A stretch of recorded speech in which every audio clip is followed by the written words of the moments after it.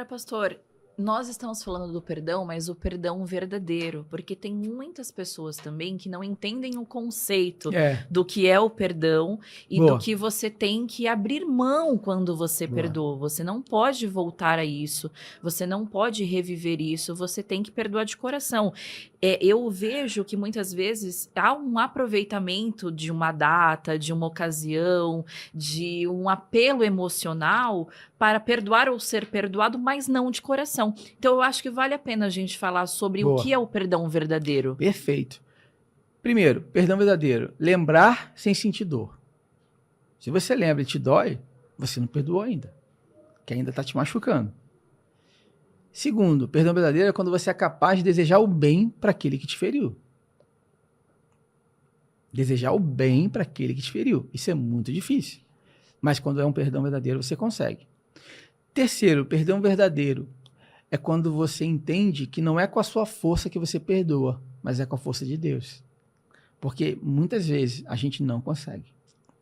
A gente precisa de uma ajuda divina, literalmente, para perdoar certas pessoas. E quarto, o perdão verdadeiro não significa se um sócio te roubou, que você tem que continuar sócio dele, fazer outro negócio. Se um amigo te traiu, que você tem que continuar sendo amigo dele. Não, não. Você só precisa entender que você vai lembrar e não vai sentir dor. Agora, você pode ser prudente, você pode, sem dúvida, se feriu sua confiança, você não é obrigado a confiar de novo.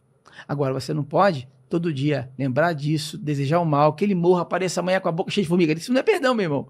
Isso aí você está se enganando.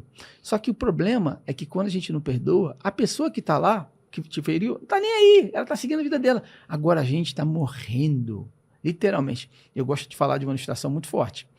Em Roma, uma das consequências que eles usavam no Império Romano para poder dar de punição para o condenado, eles colocavam um defunto amarrado nas costas do cara. Ai, credo. Sério. E ele tinha que andar com aquele defunto amarrado nas costas. Até que os germes, tudo, decomposição daquele corpo, tomasse o corpo do cara para o cara morrer. Roma era sinistro, né? Nossa. Mas posso falar uma coisa? Tem muita gente que está assim hoje com amargura. Tem muita gente que está como se estivesse carregando um defunto nas costas, cara. Está com um peso enorme, com uma amargura enorme, com tanta coisa no coração e que não percebe que a vida não flui. Porque é assim que o amor se esfria? Se esfria? Lógico, lógico. Por quê? Porque a gente não consegue viver o amor genuíno se a gente não libera o perdão. A gente não consegue prosperar em nada que a gente faz se a gente não libera o perdão. A nossa vida ela fica travada, literalmente travada. Por quê? Porque a gente não alcança nem o perdão de Deus. Agora eu vou inverter os papéis. Eu lembro vagamente, de novo, você tá aqui para me corrigir também. Você tá praticamente uma pastora aqui. Ó. Quando eu preciso pedir o perdão. Porque muito se fala de perdoar, mas pouco se fala de pedir o perdão.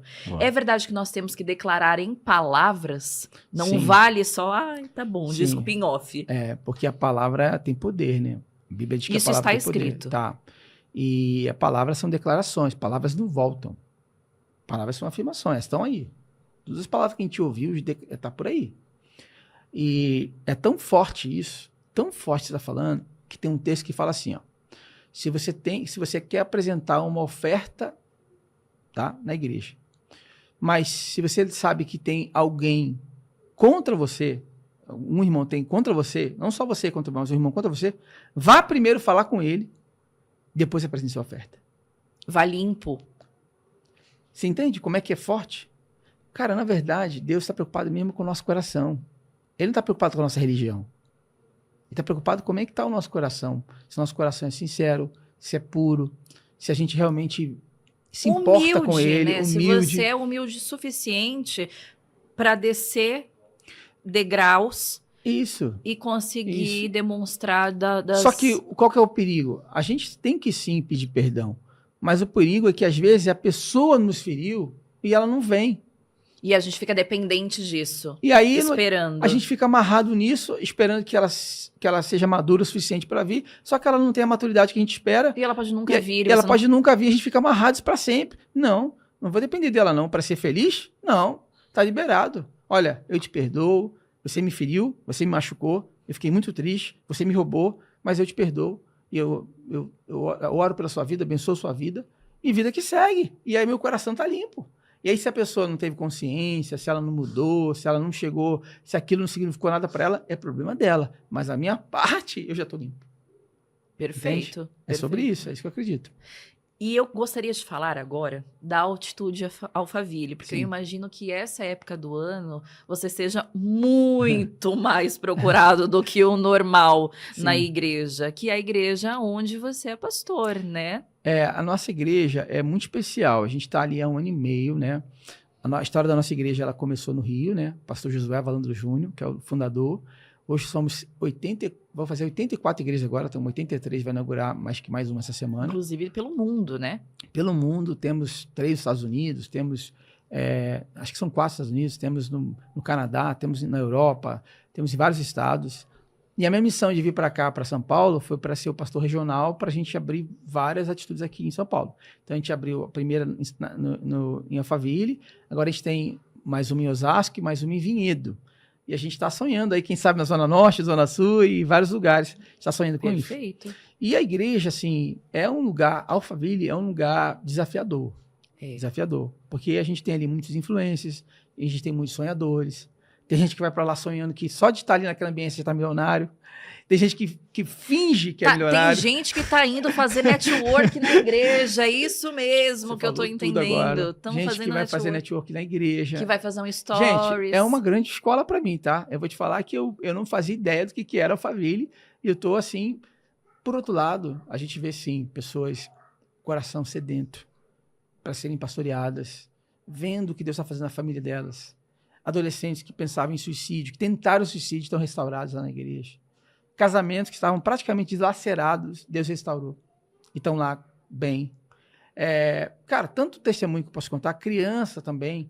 Criança que estava, sabe, com pensamentos ruins, com dificuldade na escola, com problemas sérios.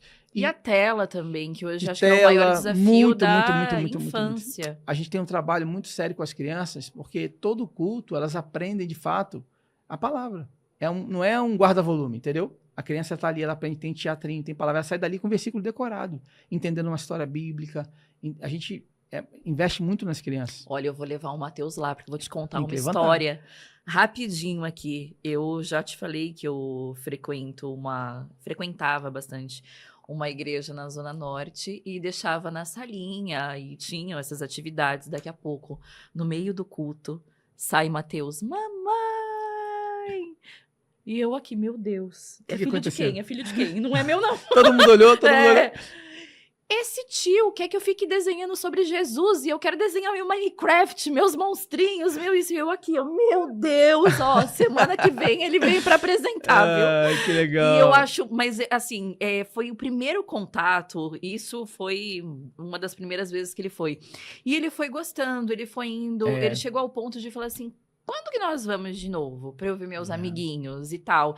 E é uma coisa que é tão significativa para a criança quando você começa a inserir, saudável. Independente de religião, isso. É um ambiente saudável. A verdade é que está precisando desses ambientes para as nossas crianças. Ter amigos que estão, assim, aprendendo os mesmos princípios e valores, entendeu? Porque a bem da verdade é que a gente está vivendo uma crise de valores na nação. A gente percebe que o que está sendo ensinado pelos youtubers, muitas vezes, até mesmo pelos jogos, a influência das telas é muito negativa nos valores. E aí a criança ela já vem com esses valores distorcidos. Então a igreja é um ambiente seguro para elas, onde elas realmente vão aprendendo juntas em um ambiente ali onde as crianças estão ali, são amigos, sabe, que estão vivendo as coisas juntas. A sua fé, desenvolvendo a sua fé, desenvolvendo o seu dom. O que você me trouxe agora é uma coisa que me preocupa muito, que é a questão do suicídio, a questão da depressão, que já vem da infância. Forte. E eu acho que deve ser um desafio muito grande dentro da igreja. De 11 a 15 anos, só aumenta a taxa de suicídio, de 11 a 15 anos. Então, a gente precisa ter um trabalho de base muito forte, sabe? Com essa pré-adolescente. A abordagem com eles tem que ser diferente, né? Diferente. E graças a Deus a gente tem vários testemunhos lá. Vários, né? Um nem dois, são vários. De crianças que realmente estavam com conturbado pensamentos suicidas e que foram curadas. Porque é uma crise de identidade, entendeu? Quem eu sou? Para que eu estou nesse mundo?